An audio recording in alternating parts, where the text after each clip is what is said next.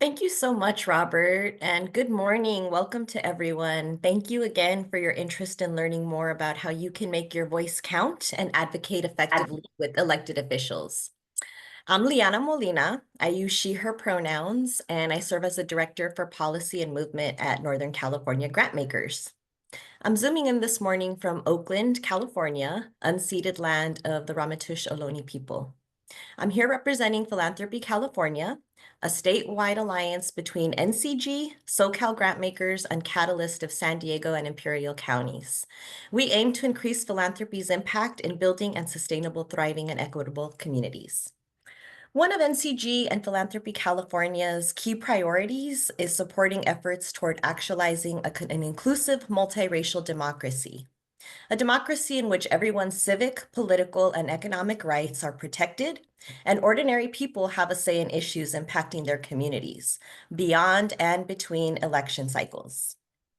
While we have a way to go towards achieving this vision and many challenges ahead, we know one way we'll get there is by encouraging and equipping our partners and peers in both the philanthropic and nonprofit sectors to engage in advocacy. That is, the act of supporting or opposing a specific cause. As a reminder, it is absolutely within your rights as a foundation or a nonprofit organization to advocate on issues that are important to your institution. In fact, nonprofit organizations have a vital role to play in our democracy through advocacy with and on behalf of communities you serve, especially during this time of rising authoritarianism and attacks on our democracy. There's often a misconception that nonprofits cannot advocate. This is a false narrative. We at the Policy Forum believe that advocacy work is a core function of nonprofit organizations and a key strategy for affecting social change and improving the material conditions within the most marginalized communities of our society. Nonprofit organizations can even engage in lobbying activities around specific legislation, with some limitations. What nonprofits are prohibited from doing is engaging in partisan politics and electioneering. If you need a refresher on permissible nonprofit advocacy and lobbying activities, we recommend the Alliance for Justice Boulder Advocacy Resource Library. And we'll try and drop that link in the chat for folks. With that being said, I'm excited to introduce our esteemed panelists who will share their insights and experiences and offer their guidance and suggestions on how to build partnerships, relationships with elected officials, communicate with confidence, and influence policy decisions. First up, we have Priscilla Enriquez, who's the president and CEO of the James B. McClatchy Foundation. Priscilla also serves on NCG's board of directors. The McClatchy Foundation stands with the people of the Central Valley by investing in education and active civic participation in our democracy. McClatchy is also a spin-down foundation, which has committed all of its resources by 2030 toward building a strong, self-sustaining infrastructure that supports, fosters, and invests in initiatives that create lasting change. Let's give them a virtual round of applause for that. Then we will hear from California State Senator Monique Limón. Senator Limón currently represents the 21st Senate District, including Santa Barbara County and parts of Ventura and San Luis Obispo counties. Prior to serving in the Senate, she was a state assembly representative for the district. Senator Limón has worked continuously to serve her community as an educator, leader, and an advocate for causes advancing the quality of life in her community. Before her time in office, she spent 14 years working in higher education at UC Santa Barbara and at Santa Barbara City College. Please note that Senator Limón will excuse herself shortly after her comments. However, her policy staffer, Matthew Livers, will be with us for the duration of the program in case anyone has specific questions for her or her office. Finally, we'll hear from Willy Gloria, the Executive Director of Meals on Wheels California. Willy is leading statewide efforts to improve senior nutrition and drive policy change. He brings over 8 years of experience with Meals on Wheels San Diego County and a proven track record of expanding service reach, building strong community partnerships, and delivering impactful advocacy for older adults. Thank you all again for joining us this morning. We're going to go ahead and get started with Priscilla. So Priscilla, Last month, you participated in Philanthropy California's first in-person Sacramento Advocacy Day since before the pandemic. We had vendor delegations from all across the state meet with a number of legislators, agency heads, and their staff members over multiple meetings at the Capitol. Can you share with us more about your advocacy approach and also what you learned from the experience? And for other organizations and foundations that want to organize or participate in some type of lobby day or other advocacy activities, what advice would you share? Sure. Thanks, Liana. And hello, everyone. I find this webinar so timely after the release of the federal tax bill and on the eve of the May revise of our state budget. And so I hope everyone who's attending really thinks about how they might incorporate advocacy and ledge visits into their operational plans. So I think with that and Liana's introduction, the time is now. With all of these draconian efforts really trying to silence us and impart harm to our communities, we have an obligation to really ask our representatives to represent the communities that we service. The second thing I want to do in my few comments is just sort of demystify what this process is and talk about our experience on the Philanthropy California Advocacy Day. It's not rocket science, so that's the first thing I want to say. It might be rocket science on the other side of the coin within the Capitol, but it really isn't rocket science when you think about, and I think of former Vice President Kamala Harris, who said she represented the people. You're the people. So if you wear that hat walking in and knowing that you're participating in this thing we call democracy that is at risk right now, you actually have the power. And I'll just share a personal story. I remember one of my very first visits. I was decades ago working for a nonprofit in the Bay Area, and we had a public affairs day is what it was called then. And it was former Assemblywoman Liz Figueroa. And she addressed us and she said, I just want to let you know that the members in the state legislature are reflective of the general population. And when she said that, you know, I think there's this tendency to put folks in the Capitol on a pedestal because they have so much power and they make these important decisions, but they're really like us. And so I think once you understand that, it eases your way in through the Capitol door. So next slide, please. So there are basically three things to think about, and I'm just sharing pictures from Philanthropy Day. The first is democracy. It really is democracy, civic engagement in action. Again, it's not rocket science. You have a right to be in the halls of the Capitol. You have a right to meet with your elected representatives and basically ask about what's on their mind and what's on your mind and share stories.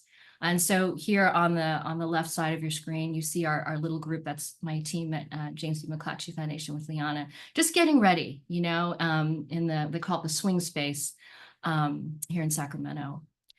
So I think that's critically important to know that you're really representing the thing that we care very deeply about. The second thing is education. It's not just educating your representatives about who you are, your mission, your constituents, and things happening in your community. It's also learning about what's top of mind for the legislators and understanding what's on their plate and how you might best partner with them. This, of course, is Secretary of State Shirley Weber, just an amazing woman. Please reach out and meet with her. She's a wonderful storyteller. And actually, I learned a lot with my funder hat on. And we just engaged in this general conversation. It really was just, you know, like a living room conversation.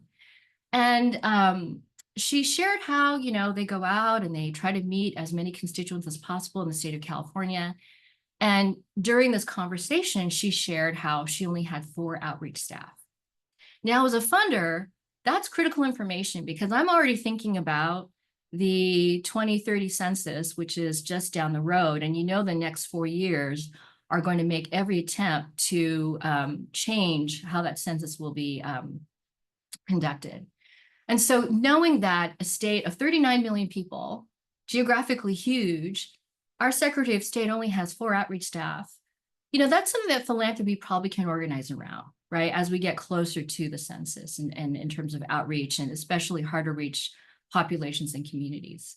So it's not just education about what you're doing, but learning from your state legislators. The other thing we learned about in all of our visits is what's top of mind for them.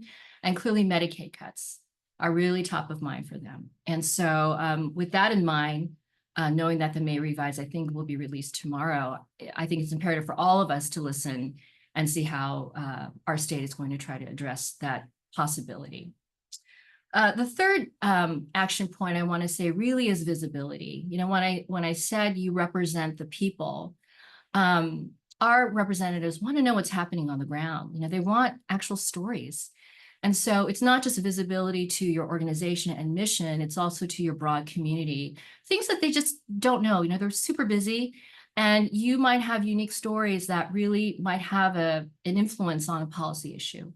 So those are the three things that I really want to lift up in terms of civic engagement. It's about our democracy, it's about education and learning from them, and it's about giving visibility to your mission and to your communities. At the end of the day, you actually have all the answers for them. The other thing I wanted to say is just be kind. We met with, and you're going to meet with, you might be lucky and actually meet with the actual cabinet official or state representative, but most likely you're going to meet with staff. You actually might just meet with a fellow. Just be kind. They're running tons of things on a parallel track. And I'll never forget, we actually met with chief of staff at the end of the day. And you could tell he was completely exhausted, but he showed up with a smile. And so that generated kindness back. And so I think just remember that. Next slide, please. So I just wanted to leave you with some things just to help prepare you as you do your visits. There are what I would like to say tools for engagement. We talked about the legislative visits. The other thing you can do are informational briefings. We actually released a report on multilingual learner children and families. That's part of our mission at JVMF. And we held a Central Valley legislative briefing in the Capitol. And that's really nice because it hits at both education and visibility, and it's an actual tool that you can use. And of course, all the reports and data analysis that you have, I would just say, be clear on some key facts rather than overrun them with all this data information that's really not going to stick. You want to make sure they retain one or two talking points for you. The other piece I want to mention is the audience matters on who you meet. Clearly, you're going to meet with legislators, super lucky if you do, and be grateful that, they actually are eking out some time to spend with you. And believe it or not, they want to meet with you. They're super happy to meet with you. Both Shirley Weber, I was just surprised. She just sat there and we just kept chatting and chatting. And I think 45 minutes had passed in our meeting with her. Of course, I mentioned ledge staff, from fellows to the chief of staff and everyone in between. The other piece too are agency staff. These are the departments, and Philanthropy California did a great job meeting with various agency staff, because at the end of the day, these are the people who are actually going to implement the policy. And they probably need some guidance and partners. Again, you represent the people, you have the power, you're in the community, you have connections and partners that they may not know about. The other piece too is bring your partners with you. Oftentimes I worry about all of us when we talk about our mission and our work. Sometimes it might sound a little too self-serving. And so bring your partners along where they can really be the real ones to offer the testimony of how they're receiving your service or how it changed their community, how it improved, whatever health or education or livelihood outcomes. I think that's a really important piece. And then, of course, your board. I think your board members are critical partners here. They obviously have the mission and fiduciary orientation for your organization, and they also can be great spokespersons for your mission. Thirdly, on communications, you need to have a clear point of view. Obviously, it's your mission. You also want to land on some specific points. I've been in a lot of these meetings and you hear people talk, and sometimes folks spend a lot of time in the lead up to what they want to say. Just be clear about what you want to say. Land on 3 or 5 key points, because that's what the staff will leave with and remember. The other piece too is I think it's important to be solutions oriented, because people in the state legislature want to implement policy to solve a problem. And they're probably quite aware of the general nature of whatever these issues are, but they're short on solutions. And I think that's where you really add your value to these visits. They're interested in both pilots and things that are scalable. Actually, I heard both. And so think of that in terms of how you want to present your specific issue or point. And the last thing, and I was thinking about this last bullet on active listening, I think it's also more about storytelling. And I think the more equipped you are with a real life story, or you have your partner there to tell a story, I think that's a much more effective communication strategy than your 5-point plan, your strategic plan. Lastly, lean on the facts. Your facts are your mission. Be very mission orientated. Here at the McClatchy Foundation, Liana shared our mission statement and our sunset plan. I always say we are focused on a multiracial democracy, centering multilingual children, learner, and families, the next generation of inclusive leaders, and community-powered local journalism. And leave it at that. And also remember that, this also needs to be nonpartisan.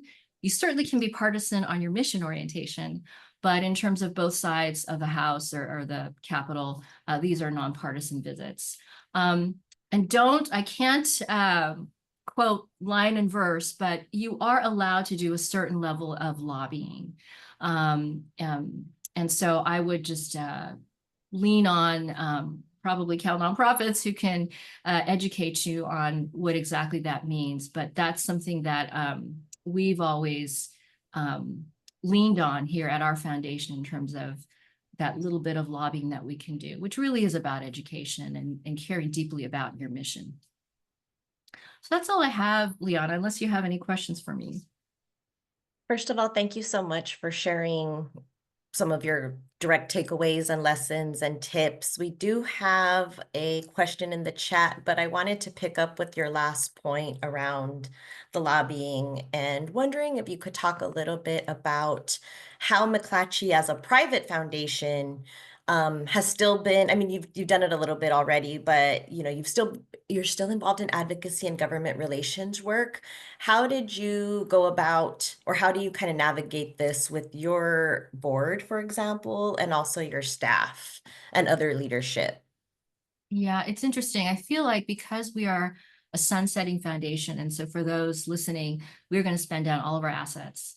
And our end date is 2030. And this started back in 2016. I came on in 2019. We landed on our strategic plan in 22.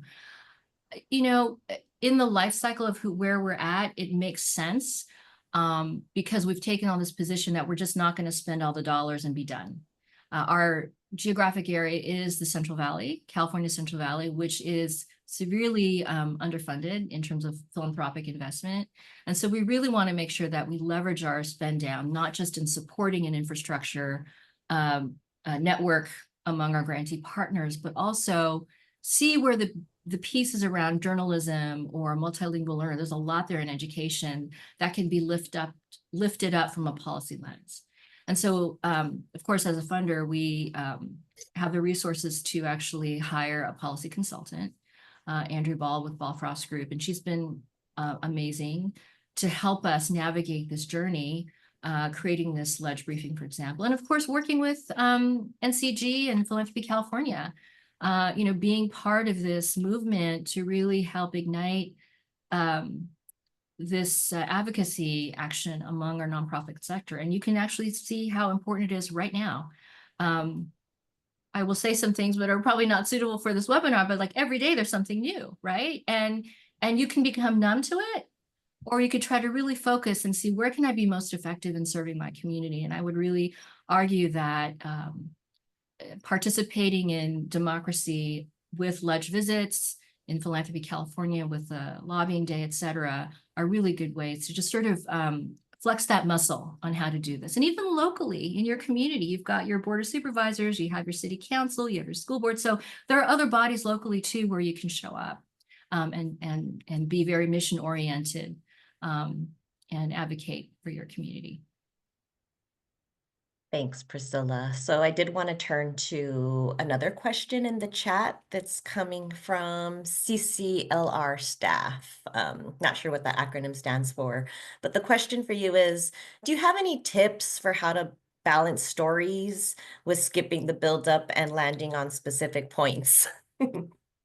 Wow, that's really good. That's a really good question.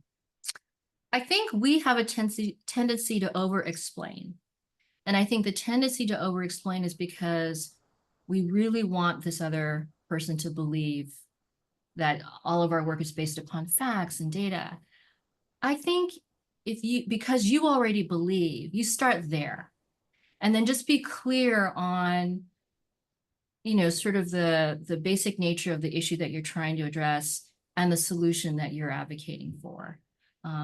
And then lean away from trying to convince them because, you already believe. And so that's what you should lead with. Mhm. All right. I'm scanning the chat to see if there were any other questions.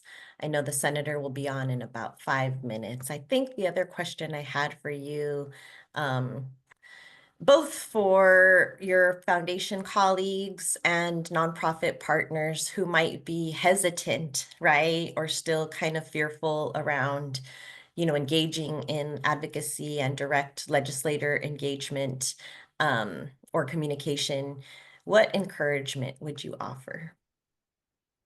We lead a lot with fear a lot. And I think even more now, so easily to go to that. And it's not rocket science, you won't know until you try. And maybe the first thing is just to meet with your local, representative. You just want to meet with them. You have no agenda. Maybe you live in their district. You've got a local, civic amenity issue you want to address with, talk about. So I just think, try not to lead with fear, and just give it a shot and see how it feels for y'all.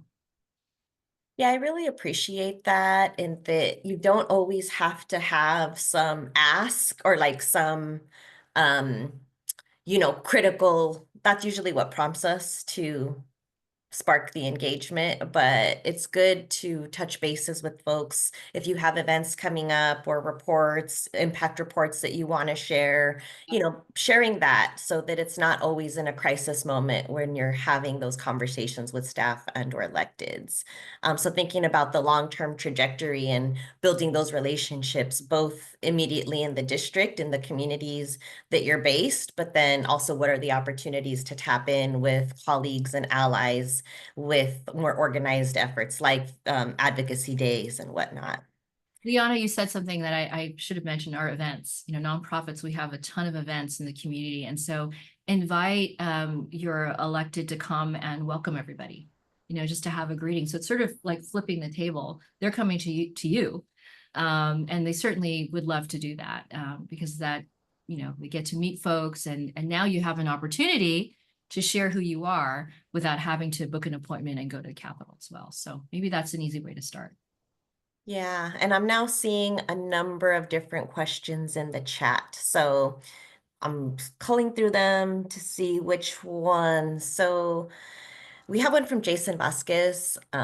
Understanding that civic engagement is more important than ever. Are foundations more willing to fund nonprofit organizations that do policy advocacy work? Many would like to participate more actively, however, capacity may be limited. So I guess, Priscilla, do you have tips for grantee partners and maybe how to raise the conversation with their funders or other things that funders might be looking for in terms of advocacy activities and pairing that with direct service or, other programs? Yeah, I mean, I think you need to understand where I'm coming from as a sunsetting foundation. So all of these usual rules around philanthropy are out the window for us. We're actually spending beyond the 5% threshold, et cetera, et cetera. And so I think in this moment now, contact your program officer and see if they would be interested in. I mean, I would assume you would know generally what your funder or funders in general are funding, just looking at their website. But I think it's okay. Give permission to yourself to ask these questions and kindly push the envelope with the program officer. It's easy for me to say because I know there's a power differential between funders and nonprofits, but we're all in this boat together right now. It's a different ballgame, a completely different ballgame. I was at a meeting recently, everyone talking about this moment, and a colleague basically said that the rules have been broken and we're still operating by the same rules here in response. And so if you take that, feel fine asking these questions of your program officer. And I do think funders are leaning more into trying to fund, ways to support policy advocacy. Yeah, I appreciate that. So just being direct, right, and chatting with your program officers and getting a sense of where there might be a mutual interest in doing that systems change work. So again, more questions are coming. We have a couple more minutes. I did want to address a question around timing. Um, I saw one or two questions around when is the best time to influence legislators, and then there was one specific about meetings with members of Congress. So I think the timing, I know with the state of California, for example, before summer recess. So like right now, March, April, May is a time when the state legislature is having a number of their policy committee meetings before various bills get put for floor votes in the Assembly and the Senate. For Congress, I think it's somewhat of a similar timeline. I know that there's pretty timely conversations happening right now around the proposed tax package. And so there are some specific provisions in the proposed tax package that would directly impact both philanthropy and I think nonprofits. So there is a call from the United Philanthropy Forum and others to contact our members of Congress around these provisions. I will say specific to philanthropy, there's a particular provision which allows for direct lobbying in, I believe, what's called like sector defense. And so anything that is directly impacting the foundation and the donors is something that you can legally lobby about. So I would recommend the United Philanthropy Forum as a resource for foundations. And then there's a CalNonprofits that is a co-sponsor of this event, but then there's also the National Council of Nonprofits that have a number of resources for folks for some of the other questions about what's permissible or not. I also dropped the link to the Boulder Advocacy Alliance for Justice resource library in the chat. So we didn't get to all the questions, but we'll try and circle back at the end of the call. And I do want to welcome Senator Limón.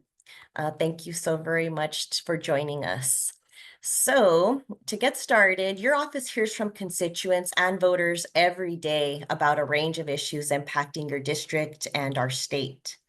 So can you talk about what helps you and your team to best understand what problems your constituents and voters want to address? And what advice would you share with nonprofits and foundations that want to both educate and influence a local legislator on an issue? And how can they make the best of the limited time they have with you or your staff? So it's a multi-level question, but go ahead and answer it however you. Yeah, well, first of all, thank you so much for having me. It's great to be here and to join all you. Look, as someone who sees constituents or hears from different groups representing constituents on a daily basis, I think there are a few things that can be done to make the meetings more effective. First and foremost, I would say that you would be surprised how many people meet with us and are not clear about what they're asking. So what's their purpose for meeting with us? I think it's really important to know when you're talking to legislators, one, that we're always on a time crunch. We have a compressed schedule with lots of things on there. I'm a former educator. I spent 14 years in higher ed. And one of the things that they would do in, for example, admissions applications is say, you have one page to tell me why you're the right candidate. And the thought from a lot of academics was, if you write well, you're going to be able to articulate your message in that short, concise period. That's the same kind of message with working with legislators. How do you deliver your message in a concise period, whether it's 15 minutes, 30 minutes? An hour seems pretty, I will say generous. We don't have a lot of 1 hour meetings, but 15 and 30-minute meetings are more realistic. And that doesn't mean that you're shortchanged. It just means that you'll have to be able to, do your intro, background, and ask all in that short period of time. And it has to be concise. It has to be clear. We as legislators also need to know the impact it has on our district. We get asked on a regular basis. People want a lot of things. And so we have to know how to prioritize those things. We also have to say no to a lot of things. And again, how does your priority make it to the top? Now, all the asks are not necessarily for funding. Some are for letters of support. Some are for advocacy, on the budget side. I mean, the list can go on and on in terms of what it can be.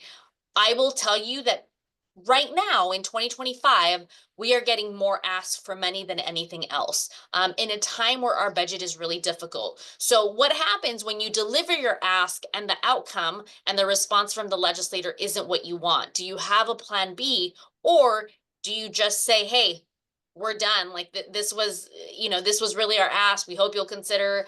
We'll come back to you, at a different time if it's more appropriate. Or do you have a plan B or plan C on how you continue to keep the advocacy going? So I would say from my perspective, those are things that are very important. I also would recommend that we don't shortchange the incredible staff that works with the legislators.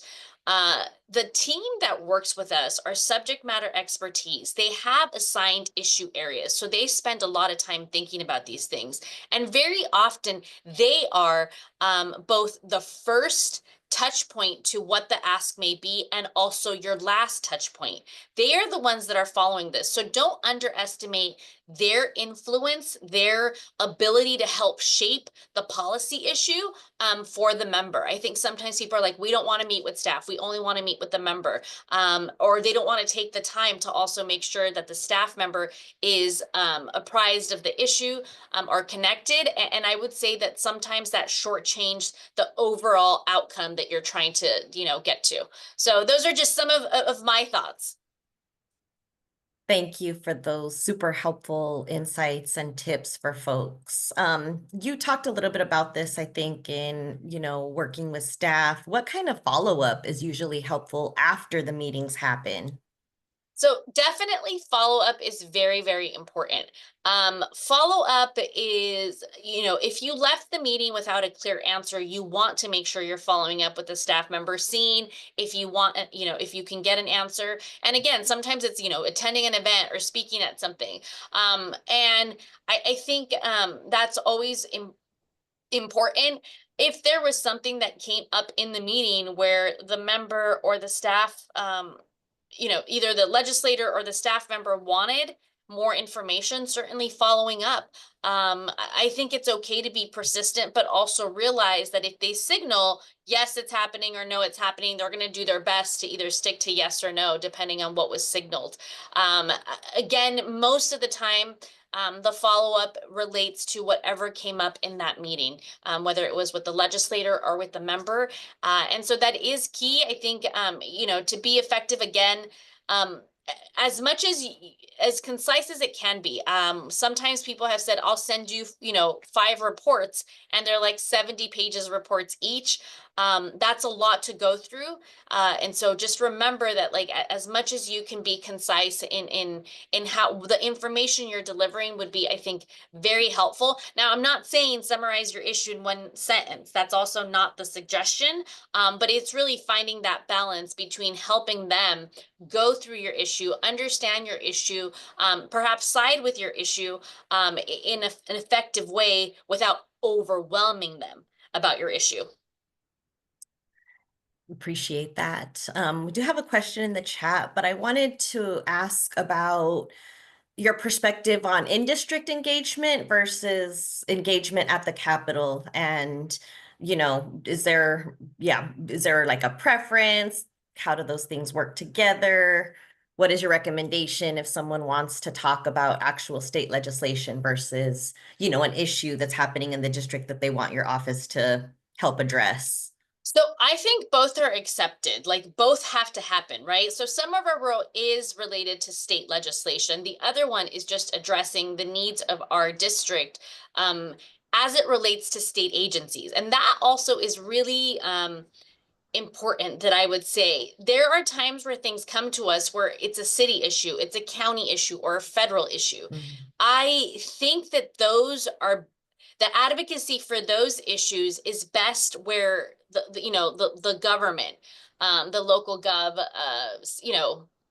is wherever the corresponding government. So I don't think it's always best for example, to bring a federal issue to the state unless you're asking the state to weigh in on a federal issue, like as a collective or as a whole. But we don't usually, do tons of that. Recently, I did lead, a bipartisan effort on, for example, Head Start, where we wrote a letter to our congressional delegates, and the ask was for legislators in California to write a letter to California congressional representatives on keeping Head Start. So things like that, that would be appropriate because the ask was for state legislators to weigh in. But I think it is, it's good to know where it lands. Yes, there are times where there's an intersection between multiple bodies of government. And so you want to do, that work for both. I also think that the way that you advocate for issues is slightly different at each level. At the local level, you're usually able to get in quicker. We know with some of the local elected officials, at the state level, at the federal level, it takes a little bit longer. It's a little bit more coordination to be able to get it. We have different legislative cycles. That's another piece. At the congressional level, at the state level, and sometimes even local level, our budget times don't necessarily align. Our recesses, like when we take a recess, meaning when we get to go work from the district, doesn't always align. So kind of knowing those calendars is helpful. And if you don't know, we could help you. Like that is an appropriate question. To call our office and say, hey, we would like to meet with, the senator this year. When is a good time when she's in the district? That never happens. People don't call. We're like, why wouldn't they just ask us, and we could give you the calendar. We can tell you, we can walk you through what would be, an effective way. And that's a very appropriate question to ask, a legislator or the elected official. When's a good time to connect with you? Now, if there's an emergency, there's an emergency and you got to get a hold of people and we will try to handle that. That's super helpful, just thinking about your office, not only as, um, a decision maker, but also as a resource, right? And one that can provide that very practical information. So asking the direct question again is a very good strategy. Now, there is a question in the chat from Jody Wingo, and it's about how to make inroads with legislative offices when you appeal to them, you request a meeting maybe multiple times, and you're just not getting the response that you want. And even, you're trying to kind of cultivate a relationship, showing up to events and things like that. I'm Yeah, paraphrasing. I will say that I think that's going to be more on the rare case, only because I think of if someone has gone to one of my events, if they've reached out to my staff member, for a meeting, it would be rare that isn't that we wouldn't have taken the meeting. By we, it may not be me, the legislator, it may be the staff member, just depending on time and availability and urgency. Where we won't take a meeting is if it's not our issue. Like if you've explained to us something that's not necessarily a state issue, we may be hesitant to take the meeting just because we're not the right folks. So, sometimes if there is a lawsuit associated to it, we actually have certain prohibitions on getting involved with certain types of lawsuits, meaning we can't weigh in. There can't be like a legislative role there. So we may hesitate. And also if there's been some, if someone's been super like disrespectful or there's been conflict, we probably won't take a meeting, right? Like you say, hey, look, let's just it's been tried, let's just try to go, via writing. But those are rare cases. They're not as common. And I would say, um, I'm thinking of just, for example, Cal Nonprofit Day that's coming up. You have over 90% of legislators who participate, who sign on to the resolution. So it's hard for me to kind of figure out who or wouldn't want a meeting with some nonprofit, per se.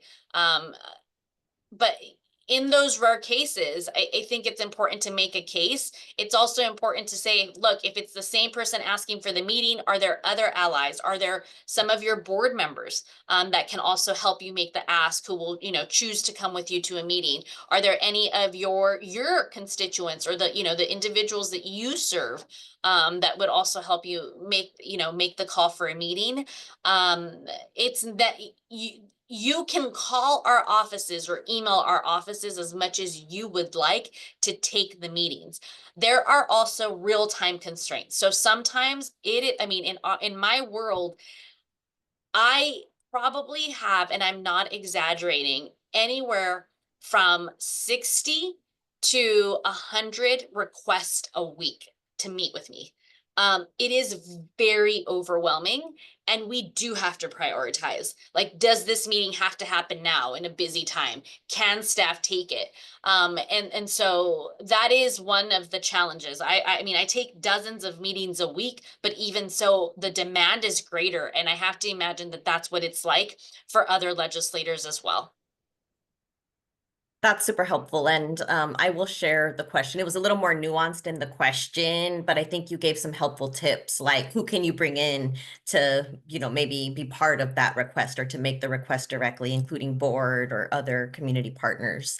If we have you for another minute, I'm wondering Yeah. if you'd want to close with, just given the federal landscape and the things that are going on and the impact on our state, what do nonprofits need to understand about kind of how that's impacting state policy right now and the considerations on your plate, and how can and should we prepare collectively?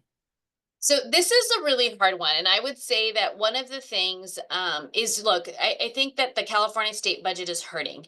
And the idea that California budget will be able to make up for the federal cost is not realistic. That's not going to happen.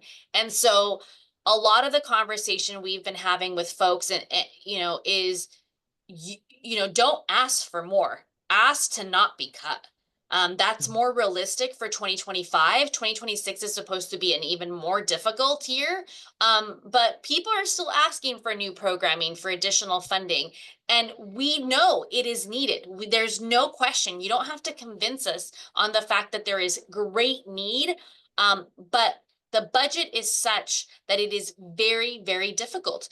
Tomorrow, our governor is going to release the May revise. You will see how bad the budget is this year. And so I think it's really important to recognize that this is about saving existing programs, and not necessarily new money ask or request. I also believe that, folks will probably need to get prepared, for some of the cuts. When the feds are proposing cuts in housing, transportation, and healthcare, education. I mean, my list goes on.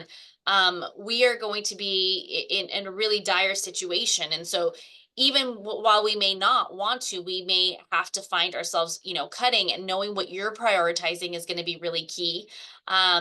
Everyone is advocating and asking for money. It's overwhelming at this moment. But also trying to figure out if there is allyship, with other nonprofits, with other service, oriented folks. Like, do you go in together, or is it just one nonprofit as opposed to a group of nonprofits asking for the same thing?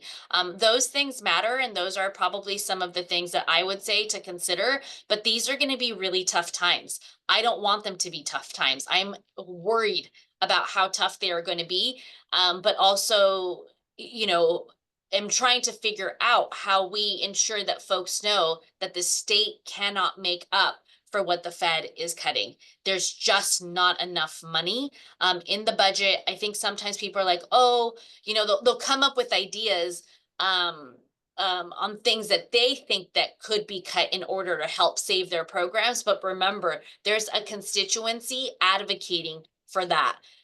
No matter what you think, there's always a constituency that's advocating for a different ones, for a different group. So those would be, some of my thoughts. But know that we're going to do our best. We understand that, government can't do it alone, and nonprofits are going to be significantly impacted, less money, and likely more demand for services, including more government cut services as well. And so we want to be partners and allies, but we're going to need to figure out how we can do that with limited resources. That's right. Really appreciate that just realistic, candid assessment of where we're at and how we need to think about partnerships and alliances and leveraging the resources we do have. Final question. Do letters of advocacy from clients serve a purpose? Like, are Yes. those helpful? Okay. Yes, they do. So there's just a lot of ways to be, to be advocates. I would also say people underestimate at the state level. So it looks different a little bit at the federal level. At the federal level, they take a hold of every phone call that comes in, and they're, logging it, even if the phone calls are from out of the district. Here at the state level, we look at what's coming from within the district. There's lesser weight put on issues or letters or emails or calls coming outside of the district. It doesn't mean that they're not weighted. It's just, the focus and the priority is what the district is saying. On all of our website as state legislators, whether it's assembly or senate, we have, if you go to our website, there's just a little place where it says send an email. Those emails get tallied. When I am getting briefed on a bill, I will say, how many messages do we have? Show me what the messages say. And other legislators do that as well. So don't underestimate the power of an email. And you know what the beauty is? You don't have to call between 9 and 5 o'clock. You can do it at, 11:36 at night when you remembered, oh, I haven't sent that in yet. You can do it whenever. Yes, the calls matter. I would say, and the emails don't have to be form emails. I don't always recommend the websites where it's like all you got to do is put in your information and it sends the exact same email. It's fine, but we now as legislators know how to tell the difference between, okay, well, someone just went and put in their information versus someone took a minute to write one unique sentence. You don't have to write paragraphs and paragraphs. Like, it doesn't have to take you time. You can just say, hey, I'd like to weigh in on this issue. Here's what it is. I think it's appropriate for you to get your constituents involved. I think it's appropriate for you to get your board members involved. I think it's appropriate to ask, donors, if they would like to, get involved, as long as it's a state issue, a policy issue, not, they're not, by weighing in on a policy issue, you're not necessarily weighing in on politics, just to be clear. It's a policy issue impacting you directly. And so I think that there's ways to do that. And you, of course, many of you have legal counsel. I think CalNonprofits has done a phenomenal job over the years of also clarifying what that line is for nonprofits on way you can get, involved or not. But it doesn't just have to be you, the team members that lead the nonprofits. It can be your entire constituency that weighs in on a particular issue. We notice when the calls come in, we notice when the emails come in, and we notice when they're personal, and not a machine that's sending them out. Thank you so very much. I think we're actually a little over your time, so really appreciate your generosity with your time and your advice.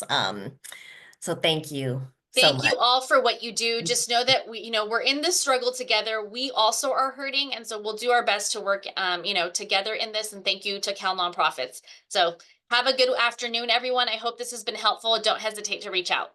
Appreciate your public service and leadership. Thank you, Senator. All right. And sorry we didn't get to every question, but we will kind of keep tabs and try to respond. If not in this program, then maybe resources in the follow-up thank you email that we send out. So now we're going to transition over to the nonprofit perspective.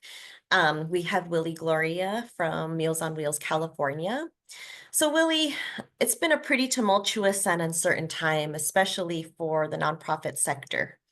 While Governor Newsom, at least in his initial budget proposal, was upholding state funding for food assistance programs, we are seeing and anticipating a number of federal funding cuts to important safety net programs across the board, including food distribution.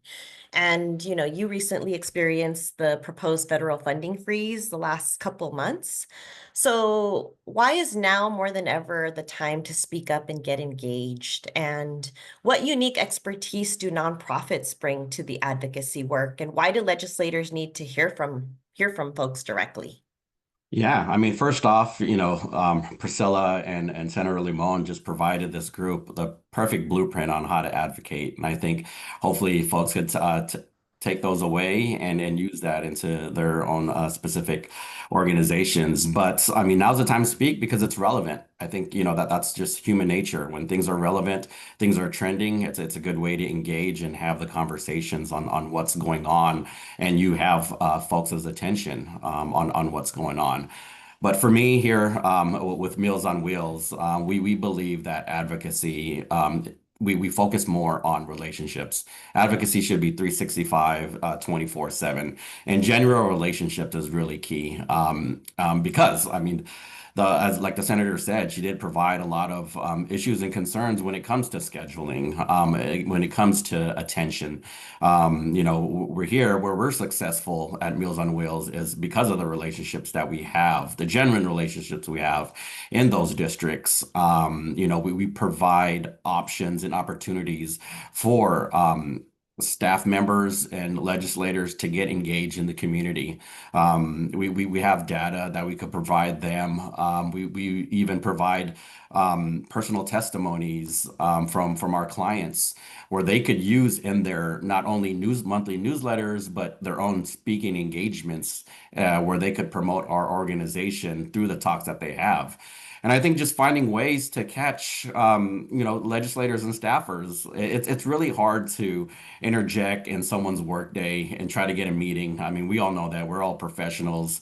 During that 9 to 5, we were so focused on the work that we do. I think, having to interject, even that's part of our job and have meetings. I think it's really good to know when the legislators, elected officials, and even staffers are in their communities where they're relaxed at a space where they're able just to engage and have conversations without a time restriction.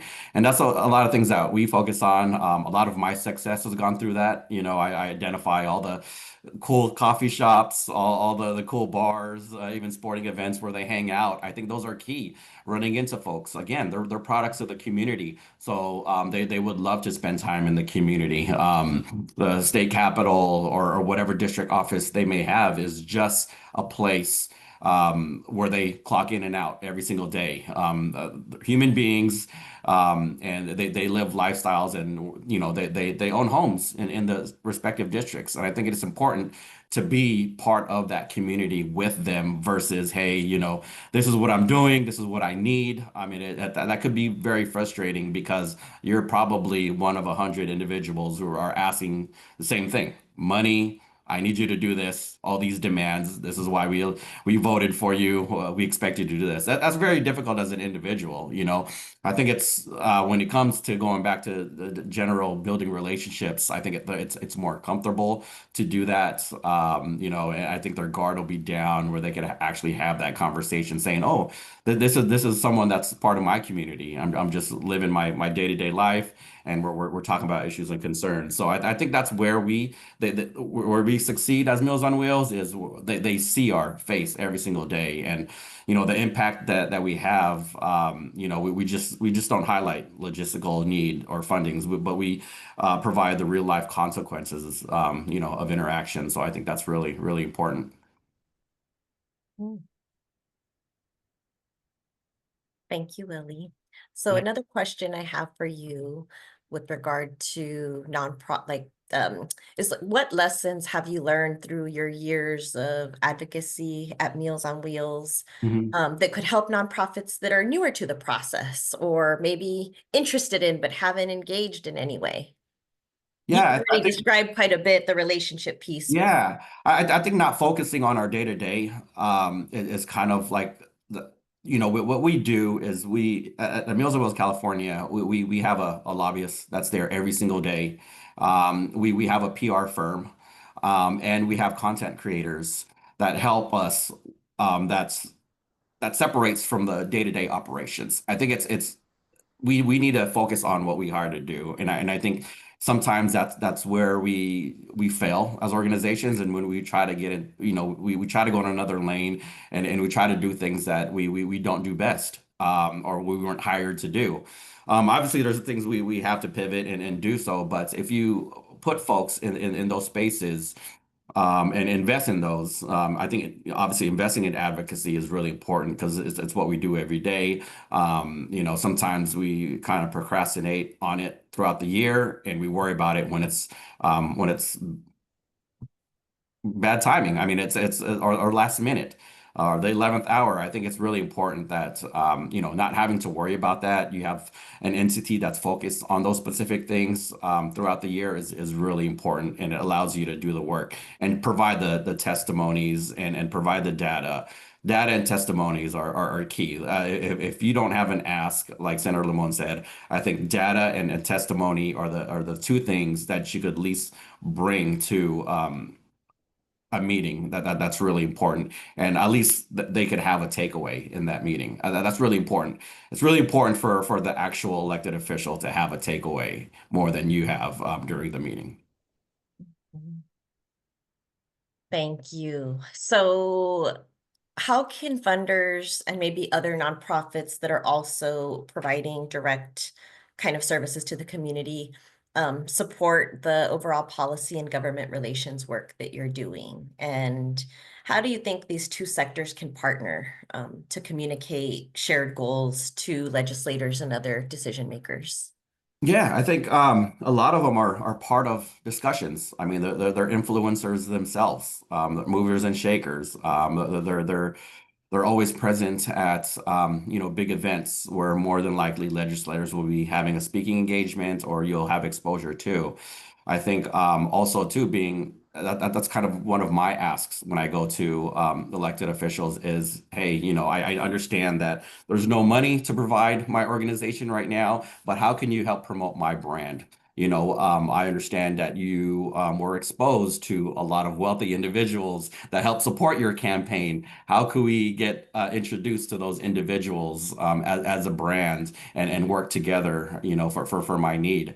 So I think that's where the whole bipartisan part of it is where we again stay in our lane, take politics away, and just focus on relationship and what our issue is, and focus on that.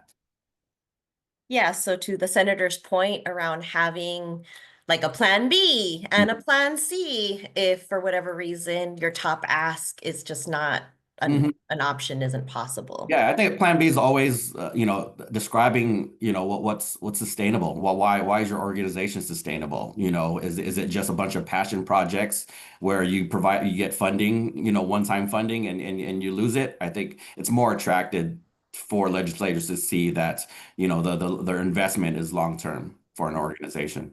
Mhm.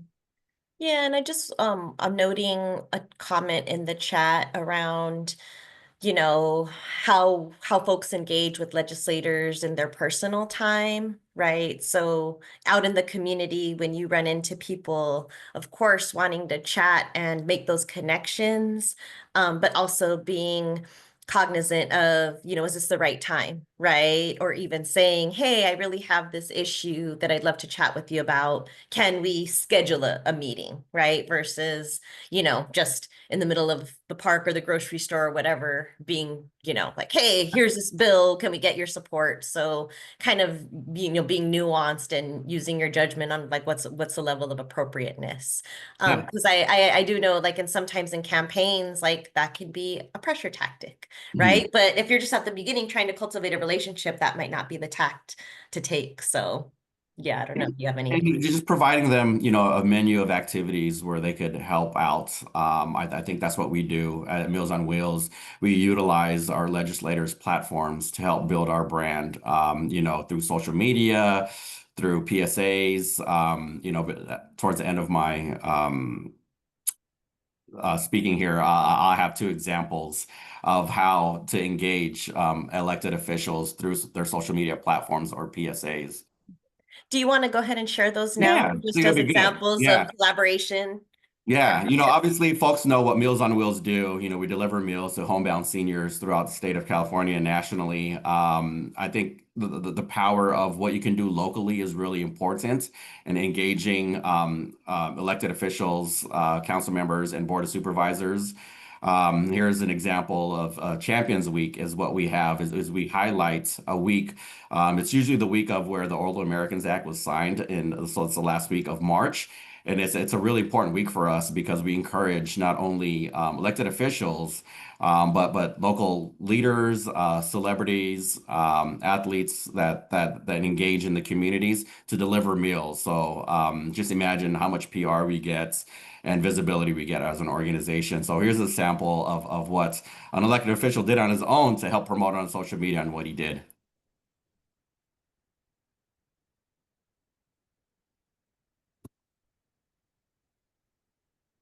I think there's no volume.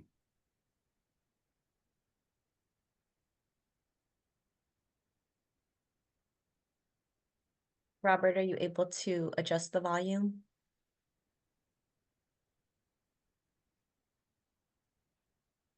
Oh, no sound. Yeah. Oh, the good thing it's Oh, you it's have closed the captioned. Let's see.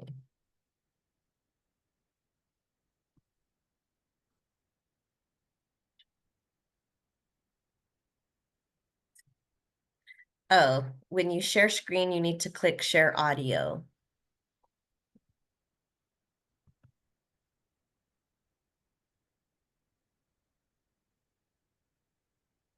Yeah, I mean, basically, he provided on his social media that he delivered meals for us, and the impact that it has in the community, and how the importance of is, to engage. So he also did a call to action for folks in his community to get involved in our organization. So that's really important, because we rely on a lot of volunteers and Meals on Wheels. During my time in San Diego, we had a pool of 2,700 volunteers. And Champions Week was kind of like our Super Bowl. We were able to get engaged 220 elected officials, and community leaders, every single or during that week. So I think it was really important in terms of availability and just the return on investment on that. Yeah, that's really incredible. Mhm. And I do see a question that I'm interested in your perspective on. So in the nonprofit sector, sometimes groups can see each other either as collaborators or competitors.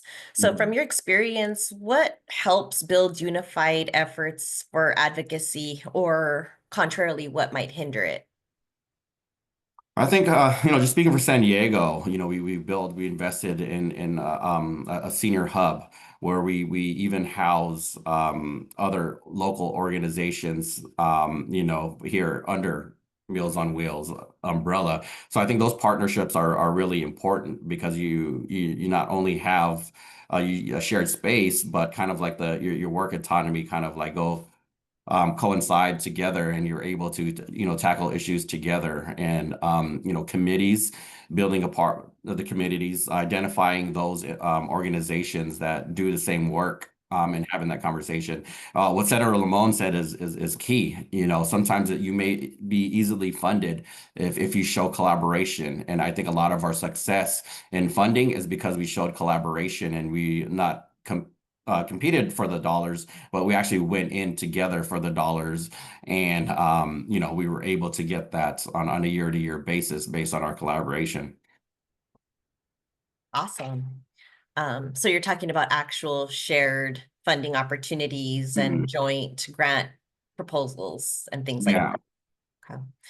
Well, I'm so sorry that the audio Yeah, no for worries. the videos did not operate, but maybe we can share those links Mhm. also for folks that want to watch those directly. Checking to see if there are other questions. Okay, there's a question for Robert. Is there anything else you want to lift up, Willy? Yeah, I think during this time, I think it is, opportunities like this, to voice our opinions. And I think folks to get together, not trying to recreate the wheel. I think sharing best practices is really important right now. If there's something that you can do in the community that other organizations are really struggling to do, I think that's a perfect opportunity for you guys to collaborate on an effort to make things and the job a lot easier. Because at the end of the day, we're serving people. And I think that's really what's important is focusing on that. I mean, there's obviously a lot of things out there that could be talk about funding that could help complicate things. But I think focusing on the work is really important because there's a lot of folks that are expecting us to serve, and we need to continue to do that. So the question actually was for you, Willie, and it is, how do you find out what events your statewide electeds are going to be at in the community? Yeah, again, you have to make it a lifestyle. I think what you do is you make it a lifestyle and you engage in conversations. Usually, when we do want to get, I'm going to use San Diego example during my time there. When there's an elected official that we don't have a relationship with, we send out an email blast to staff. Hey, who lives in this community? Who knows? Who went to high school with this legislator? You'll be surprised who knows who, just in your organization, and they could be the frontline staff, or a volunteer or a board member. And I think that genuine relationship is really important versus me just trying to build a relationship there or have an ask. And maybe even bringing that individual where you kind of have that icebreaker, I think is really important. And there's a lot of good places, coffee shops. You know where City Hall is. You know where the county buildings are. I think just hot spots around those areas. You kind of have your lunch where your face is visible every single day too. I think is really important. That's all part of the investment. Yeah, those are good tips. And the other thing I would suggest is follow your representatives on their social media Mhm. accounts, right? Follow their Facebook or their Instagram or their X/Blue Sky accounts, because usually they'll promote their events both in district or other efforts they're leading.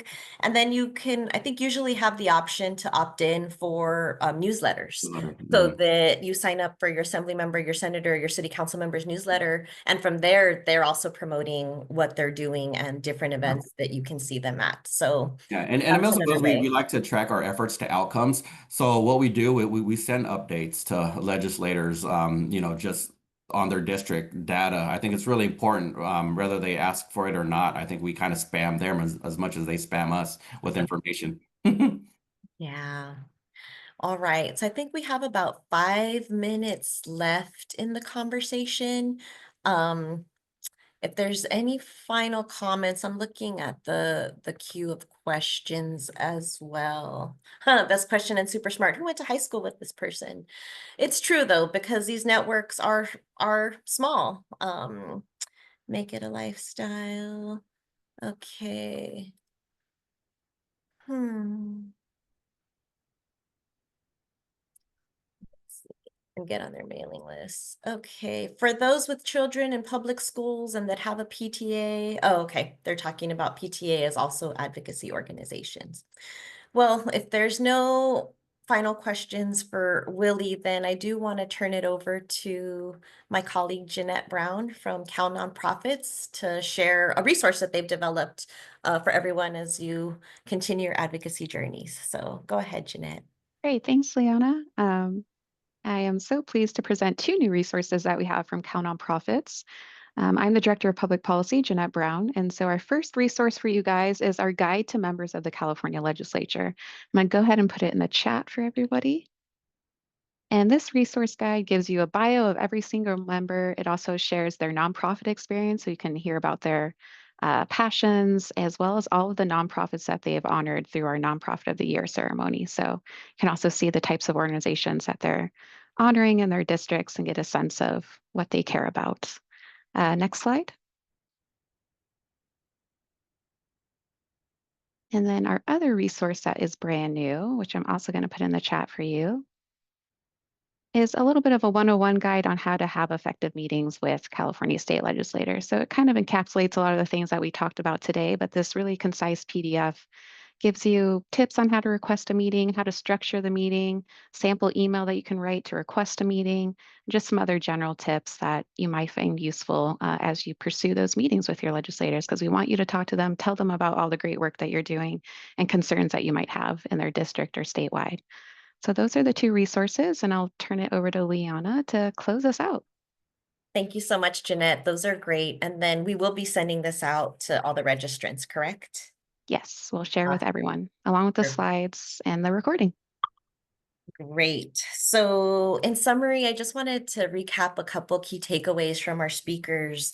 One is that advocacy is democracy in action, and those that are serving in office are there to represent us. And so we should walk in with that affirmative understanding that we're doing, we're living into our community and the things that we care about.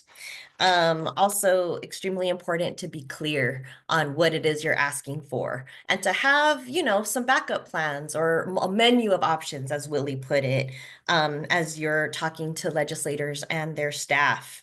Also, don't underestimate the staff and the knowledge and influence that they have. Sometimes you're not always going to get to speak directly to the legislator, but folks on their team can be just as important and just as helpful.